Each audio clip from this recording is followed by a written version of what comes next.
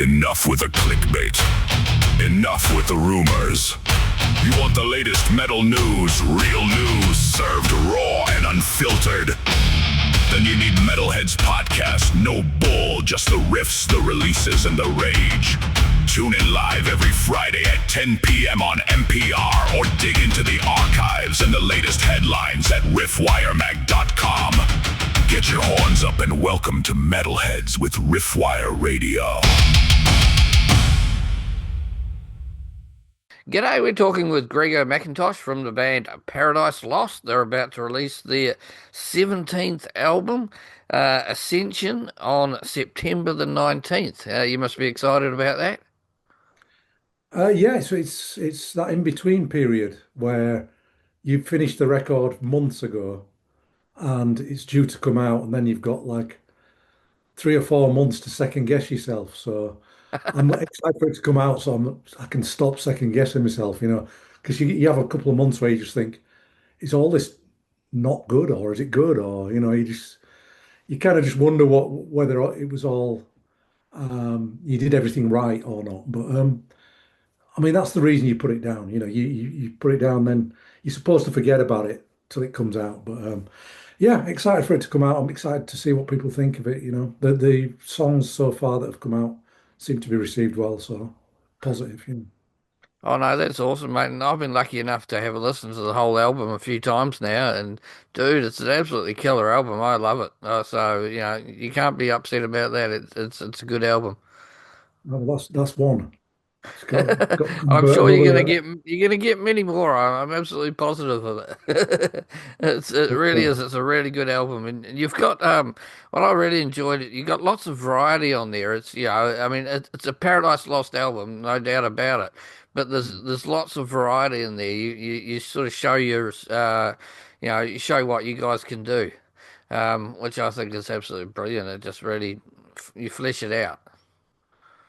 Well, I mean, when you start an album, you don't know what direction you're going to go in, really. And I think this one, the initial spark for it came from doing the Icon re-recording that we did a couple of years ago. And it kind of went from there. Then you go travel down a path.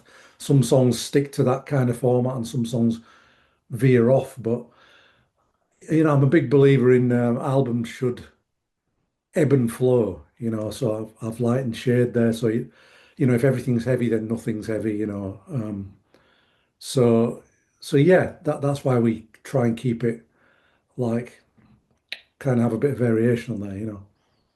Oh, well, I mean, you've definitely done that. And album number 17, I mean, what's your secret to keeping it so fresh? I think it's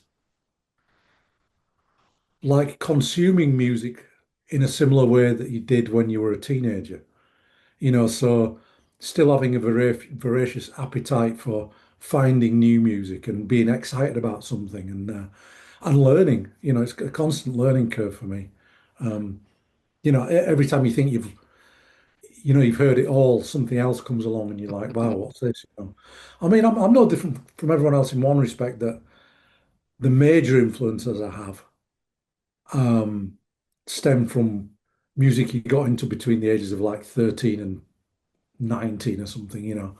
So those will always remain there, but I'm a big Bandcamp trawler where I just try and find things all the time. I mean, yeah, it's quite difficult fishing through all the stuff to try and find little nuggets of gold, but it's pretty rewarding when you get there.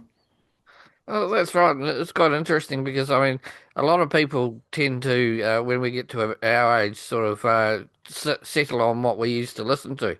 And not a lot of us go out chasing new music. So it's really cool that you do because, there is so much new stuff and new talent out there, isn't there? Especially with the young people. Yeah, I mean, I think especially metal, actually, because I think mainstream metal for the most part is absolutely dire, especially over the last 20 years.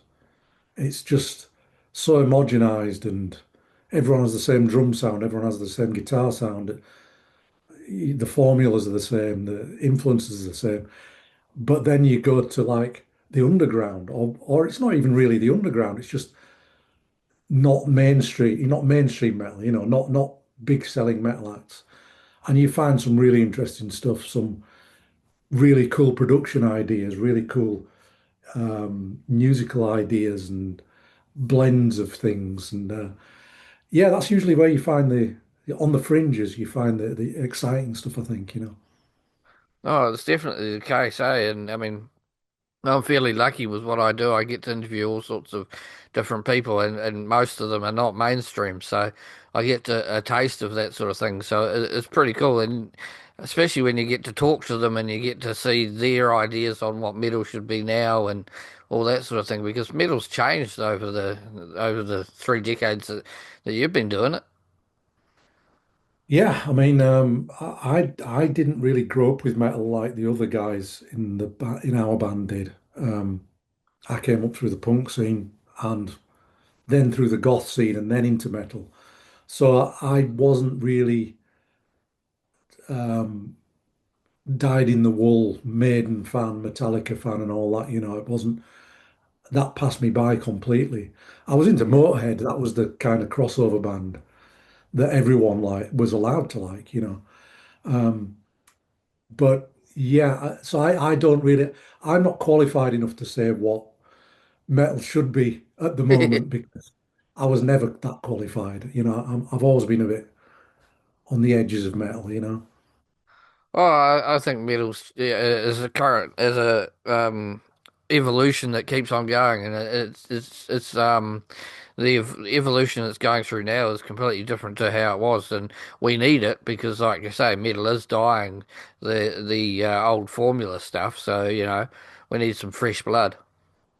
Yeah, I mean, I hear things all the time. I'm quite fortunate that my son's now in the industry. He's a booking agent, and he often sends me things now, like, "Oh, this is an interesting band. That's an interesting band." And he sent me one the other week called, I think it's pronounced Coven, but it's Cwfen. I think it's a Welsh band or something, and that's really cool, really interesting, like blend of doom metal and something else. I'm not even sure what, but but it's like wild, it's stuff that you wouldn't I wouldn't think of because it's not in my DNA to think of that. So it's really cool when you find these little nuggets of new stuff. Definitely. Anyway, getting back to your album, which we're here to talk about, you guys have released the 3 singles so far. Could you tell us a little bit about them? Well, the first one, Silence Like the Grave. Well, I mean, firstly, I have to say that we don't choose the singles really. We have a say in it, but we have a history of not being able to tell what the broader public is going to like. We Yeah. just do it as an album and then kind of let other people hear it and go, "Oh, well, this one's a really good one. That one's a really good one." And yeah, so we kind of agreed with the single choices. We had a couple of different ones in mind, but so the first one, Silence Like the Grave, I think it doesn't sum up the entire album in a song like a couple of the other songs, but it's an interesting first song for them to choose because it's slightly off at a tangent from the last album. Yeah. It's a lot more metal, as it were. It's got riffs in that are a little bit Slayer-esque, maybe early Slayer-esque. It's got big triumphant parts like, war-like brass in it and things like that. So it's a kind of interesting track for them to choose first, but it seemed to be received well. Then the second track was more uh, Serpent on the Cross. It's more of an epic, actual Paradise Lost song. It sounds like very Paradise Lost, I think. Yeah. And part of that is down to, I think, the melody lines on it and how the guitars work together, as much as anything else. So, I mean, the main melody line of the song was initially an idea I had for a vocal line that I wanted Nick to sing, but then he said, we tried a few things out, and he said, no, that's going to be the hook of the song.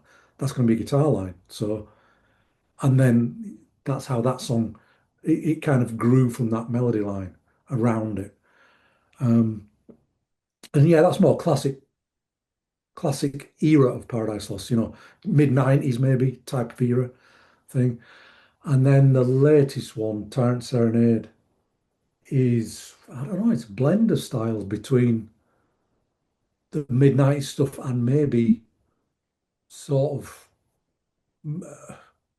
maybe Faith Divides Us era, Tragic Idol era. I'm not sure. It's got, it's much more immediate and catchy than the other two, because the other two are much more riffy, and this is kind of more um, that familiar format that maybe people latch on to quicker. But those songs, like Tyrant Serenade, it's the kind of song that you like.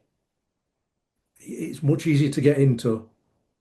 Um, but then the other ones are the ones where you put the time into like, and then maybe they stay with you for longer. I'm not sure. That's how I think of music anyway. If something's immediate, very immediate, usually then you just play it to death and then you sort of put it to one side. And the others that you invest time in then become the growers. Yeah. I know that's cool. And so, making of the videos, how much input do you guys get into that, or is that something that you have a producer come in and he sorts all that out, and you just sort of stand there and do what you need to do? Yeah, well, that's it's a bit of both because it depends on your schedule. So the video for the first single, Sounds Like the Grave, was all our input, working with the video director closely over a period of a couple of months. So we got it right, I think, on the first video. Um, it really sums up the song. It has a great atmosphere. The atmosphere really fits the song. The warlike thing fits because our lyrics come about because of we listen to the music that we've done and then try and picture what it conjures up in your mind. And that song in particular conjured up like war or the rise or fall of an empires and things like that.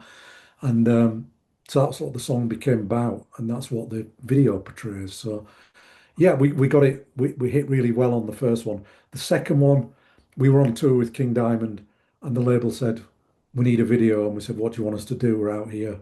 And they said, "Oh, we need it in about a week." So they just gave it to this guy. I guess he's good at what he does, but it's not my type of thing. Um, Nick gave him a brief, but we had no input pretty much. And then it was sent to us, and I think Nick liked it more than me, but I really didn't like it. It's like frigging psychedelic Lord of the Rings or something. It's really bizarre and not my kind of thing at all, and not what I had in mind. And that's nothing against the guy who made it. It's just not my bag. Yeah. And so that goes to show that it's very hit and miss all the Yeah. time, especially with videos. And the third video, we just thought, let's just do a bunch of miserable guys stood in a room playing the song. You can't kind of, either people are going to be bored watching it but at least they can't complain it's over the top graphics or anything. So I think with all the three videos, it's gone from one extreme to the other and then gone straight down the middle. Yeah. That was quite funny. So the album cover design, who did that? Um, got his name, Roberto Bordin.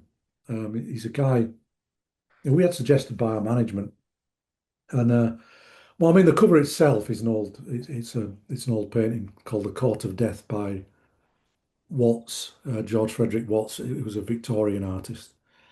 And we just loved the painting. It's the right colours, it's the right feel. It fit in with the brief of the title Ascension, so we just loved it. And we got the rights for that, so which was cool. But then Roberto worked on tying the whole thing together and producing other illustrations and making the package a whole thing, not just about a painting. And yeah, it was a good 4 or 5 months of going backwards and forwards, but it was really easy to work with because a lot of art guys aren't. They're very dyed in the wool, straight down the line, and it's like once they've produced it, they don't want to move. And Roberto was very flexible, and what he produced in the end, I haven't yet actually seen the finished package. I haven't physically seen the finished package, but I've seen the unboxing of the box set, and it's so classy. It looks awesome, I think. And it's just one of the things where everything clicked into place really well. And it's not always the case. In fact, it's rarely the case. Everything just fit right. Roberto did his job well. The cover painting rights came together, so we're quite fortunate on this one, I think. Oh, that's excellent. So the writing and recording process, was there much difference this time around? Um, a little bit, because I mean we jetted around quite a bit doing it. So for the drums, we went to MBS studios in the well, it's kind of in the north of Sweden, I think. It's in the middle of nowhere in an old converted church. I think it's a Lutheran church, or am I just making that up? I don't know. But Lutheran is like the big thing in, or it was the big thing in religion in Sweden. So anyway, it's the church. It's the studio where Watain and Mayhem record and stuff. And that isn't why we went there. We went there because we had the live room suggested to us, which is a big old church hall. And we went there and it was just fantastic, amazing room. And every reverb you hear on every drum on the record is just the room being pushed or pulled back. Yeah. So there's no extra reverbs, which I really liked the idea of, not actually having to add plates to things. It was so that was really cool. Then I did all the guitars, bass, um, female vocals, keys, anything else at my studio. Um, some of it was done in the demo stages, and I just couldn't repeat it as well for the album, so I kept the demo stuff, which is often the case. We've done that on other records before. You just hit a magic thing, and you have to keep it. Demo fever, I guess. And then we went to Sweden again for the vocals, but a different studio, um, and just me and Nick at that one, and stayed there for a couple of weeks, and that was great. So, and then Lawrence mixed it. So it was a little different in that it was a bit more disjointed. We did, a few bits here, a few bits there. Um, but it's kind of the way that it's been headed in that direction for a while. So I've been doing more and more stuff at my place, partly to reduce costs, partly because we've become more comfortable in recording ourselves. And using a producer seems a bit of a folly because it's just an extra person that you don't really need. You're just conveying stuff that you know how to get anyway. So it doesn't, it's like taking a person out of the link, a link out of the chain, sorry. Um, so yeah, it worked really well. And it means you can change things right up until the last minute, I guess, which is good in some ways, not good in others, because you don't want to keep second guessing yourself, like I say, but it also means you can think if you have an idea right at the last minute, you can slot it in. Like, for instance, there's a song called Salvation on the album, which is my personal favorite song. It's the doom song of the album, if you will. It's a great song. It's also like the Christmas song. I think it reminded me of Christmas. But there's a part in the middle of that where Nick had recorded his vocal line, and we were still in the vocal booth doing it. And he said, another texture here would work really well, but I don't know how to get it. And then he said, well, what about bringing Alan? And so we rang Alan Averill from Primordial, and while we were there, right there, and said, do you want to do a couple of lines? And he said, yeah, but do I have to do it by? And we said, sort of like an hour. So he had to go into the studio and record it and email it to us within the hour. And then we blended it in with Nick and that's what's on the album. And some people have spotted it, some people haven't. Some people think it's Nick, but it, I think it just adds another great texture. But it's ideas like that, if you're recording the way we've been doing it, it means you can, you know, change things up at a minute's notice. Yeah, yeah. Oh, no, that's awesome. And so, how many different guitars did you use? And do you have a favorite? Um, well, I actually I have the one I did most of the rhythms on here. This one. So it's a Hapas guitars. Uh, these are my signature pickups that Hapas guitars are doing to 'em. And that's really the sound of the album, the pickups, because I used a couple more Hapas guitars to do leads and harmonies and stuff. But those pickups, we've worked pretty hard on the wiring of them and the sound of them, and they're based on the early 80s Ibanez pickups with the tone pot as well.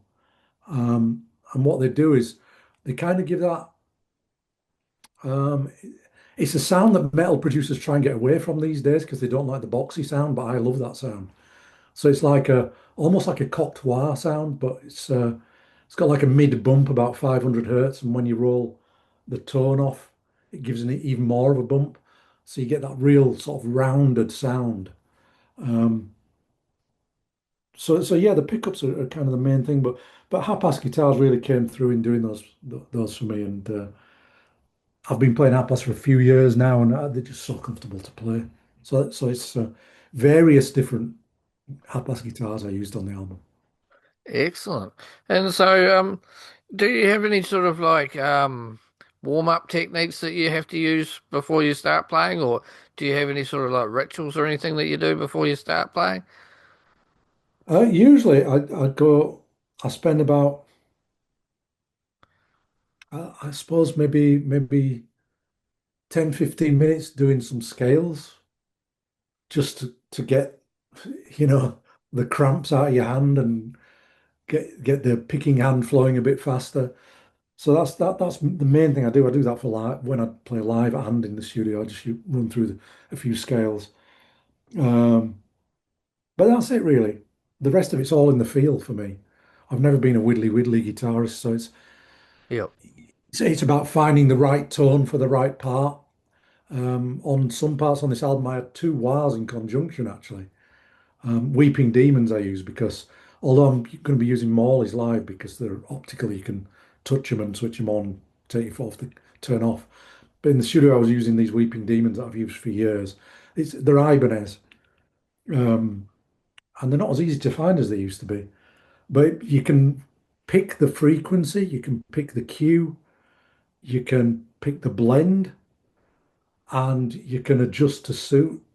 So I had both feet on both wahs, and I'm going like this very incrementally to find the sweet spots of certain notes as I'm playing. So it's all about that sweet spot for me, getting the right um, bite and the right sustain and the right roundness of the note and things like that. Because my style's always been about this weeping guitar sound. So that's the thing for me. Excellent. So, have you found it harder or easier being the producer? I mean, because I mean, like you say, it takes somebody extra out of the picture. It's a little more pressure just because the name is then put on you, producer. Because Yeah. I'm not doing anything drastically different than I have done for the last 10 years or so. Um, it's just if something goes wrong, the finger goes to me.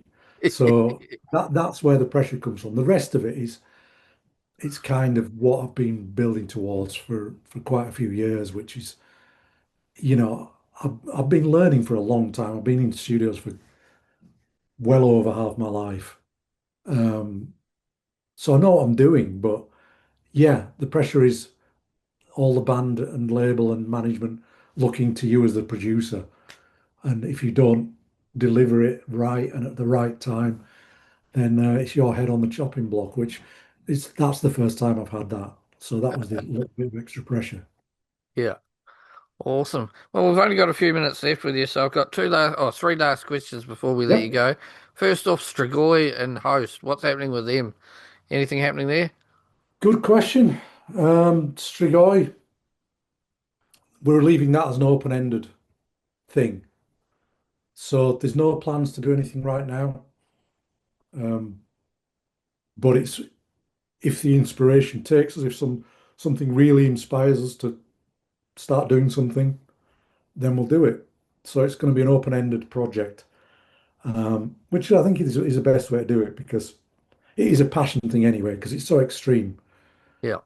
You're playing to a limited audience anyway, and it's for us. So it's when we feel ready, when we feel that we have something else to say with it. Because at the moment, I still think that the last Strigoi record that we did for that style, it says everything we wanted to say. So we just have to wait to see over the coming however long, whether the inspiration takes us. And with Host, um, that was initially went to be a one album thing, but um, when I hate downtime. So after we do this next European tour that we're doing, because we're doing the European tour in three sections, I think, and we go to America in early next year, and we're hoping to get to maybe Oz and Japan and stuff later on in the year. Um, so all those bits of downtime there, because I'm not going to be writing anything new for Paradise Lost. That's when I think I might try and do some horse stuff, and if it works, and we'll do something else. If not, then maybe not. Excellent. And I was about to ask you about getting out on the road. You must be keen to get out there and play some of these new tracks.